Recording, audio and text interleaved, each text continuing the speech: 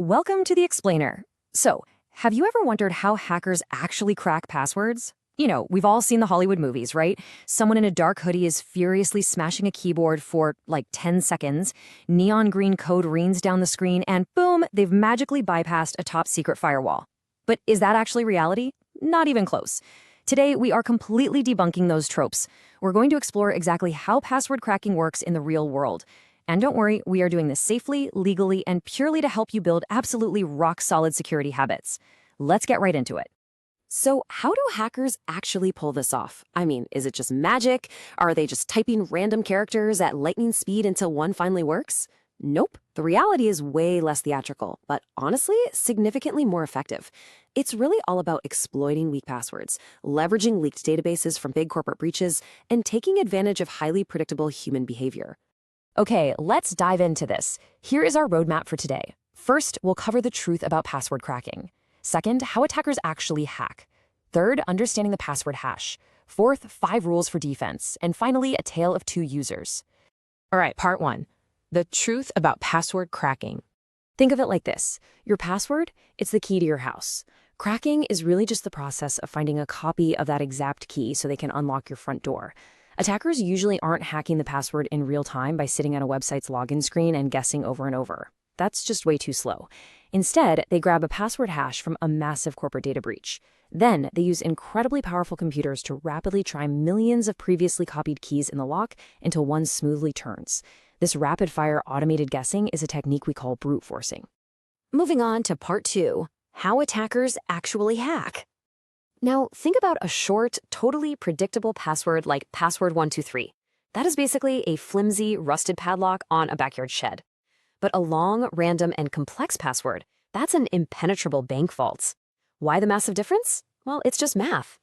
Every single extra character you add dramatically increases the number of mathematical combinations an attacker's computer has to try.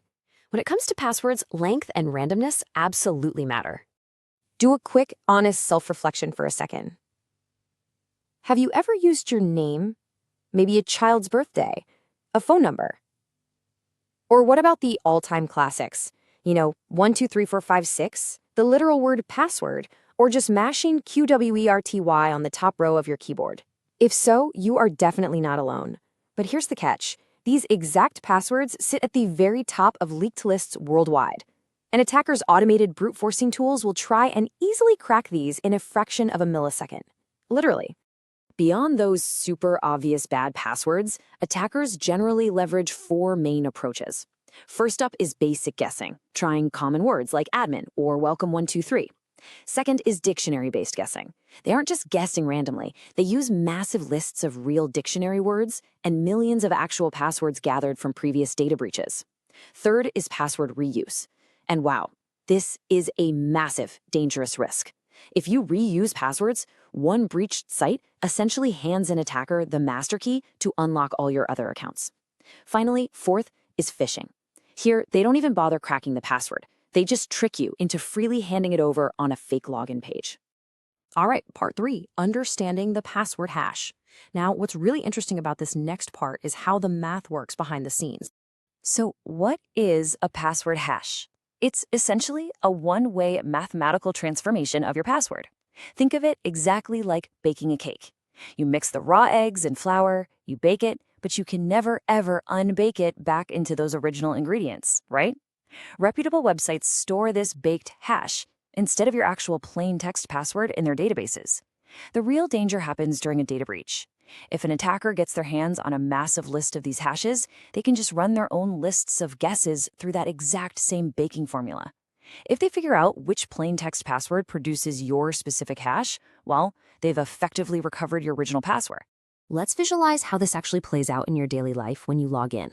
Step 1, you type your password into the website. Step 2, the system servers take what you just typed and instantly run it through that baking formula to create a brand new hash. Step 3, it compares this brand new hash to the hash it originally stored in its database back when you first created the account. If the 2 hashes match perfectly, the system knows you have the right key and you're in. To make this whole process even more secure, good systems use something called a salt. A salt is a unique, completely random value injected into your password before it gets hashed. This is actually a brilliant concept because it ensures that even if two different users happen to choose the exact same plain text password, their stored hashes will look completely different in the database. By combining these unique salts with intentionally slow hashing algorithms, systems make large-scale automated guessing incredibly frustrating for attackers. It basically ruins their pre-calculated cheat sheets. Let's look at part 4, 5 rules for defense. So the absolutely crucial point here is this specific number, 16. Rule number 1 is to use long passwords or passphrases, and you want to deliberately aim for at least 16 characters whenever it's possible. Remember earlier how we talked about length exponentially increasing the mathematical combinations? Hitting that 16-character mark pushes the math so incredibly far out of the attacker's favor that brute forcing your specific password becomes effectively impossible in our lifetimes. It's a real game changer. Let's build on that strong foundation with the remaining rules. Rule 2, make sure that long password is unique per account. Never ever reuse them. Rule 3, always enable multi-factor authentication, or MFA. Even if someone manages to steal your password, MFA stops them cold because they simply don't have your physical phone or security key. Rule 4, use a password manager. I mean, let's be honest with ourselves. Human brains just aren't built to remember dozens of massive, random 16-character passwords. A password manager does all that heavy lifting of generating and remembering them for you. And Rule 5, always watch out for phishing by carefully double-checking website addresses before you type in anything. And this brilliantly illustrates why all of this matters in Part 5, A Tale of Two Users. Let's look at two totally different people, Alice and Bob. Alice reuses her favorite, slightly complex password across multiple sites. One day, a random, poorly secured shopping site she uses gets breached. Because she reused her password, attackers immediately plug her email and that specific password straight into her main email provider. And just like that, her entire digital life is gone. Now look at Bob. Bob uses unique passwords, a trusty password manager, and MFA. If that exact same shopping site gets breached, Bob doesn't panic at all. The exposed password is just a random string of junk that only works on that one specific site. His email, his banking, and the rest of his life remain completely protected. So what's the big takeaway here? Cracking simply exploits human and systemic weaknesses. It is absolutely not magic, but you have the total power to shut those weaknesses down.